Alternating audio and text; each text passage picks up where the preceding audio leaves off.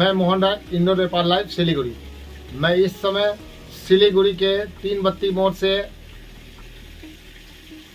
आपको live coverage दिखा रहा हूं।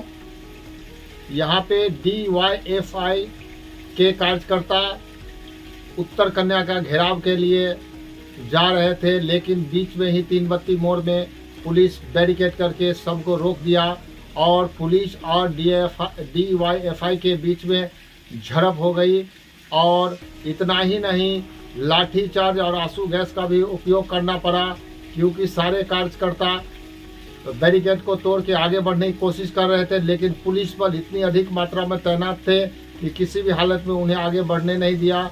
और उसके बाद उन्होंने पानी की बौछार कर दी, आंसू गैस छोड़े और भीड़ को काबू करके तितर बितर कर दिया, जिसमें कुछ कार्यकर्ता लोग भी घायल हुए हैं। उन लोगों को पुलिस अपने वैन में लेकर के ले गई है और ये काफ़ी लंबे समय तक जाम का सामना करना पड़ा।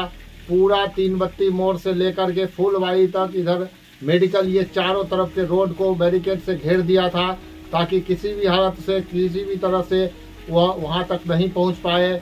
और इसमें काफ़ी मशक्क़त के बाद पुलिस ने सफलता हासिल की और उनको जहाँ तक जाना चाहिए था वहाँ तक नहीं जा पाए, और इसके लिए उनको काफ़ी मशक्क़त करके लाठीचार्ज करना पड़ा। मैं मोहन राय, इंडो नेपाल लाइव, सिलीगुड़ी। बोलो बोलो।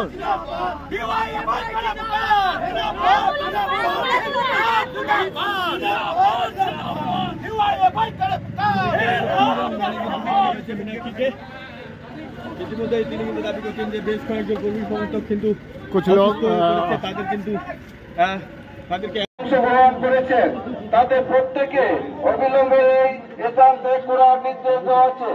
এই নির্দেশ অমান্যকারী অবৈধ জমায়েত অংশগ্রহণকারী প্রত্যেকটি ব্যক্তির বিরুদ্ধে যথাযথ আইনি ব্যবস্থা গ্রহণ করা হবে।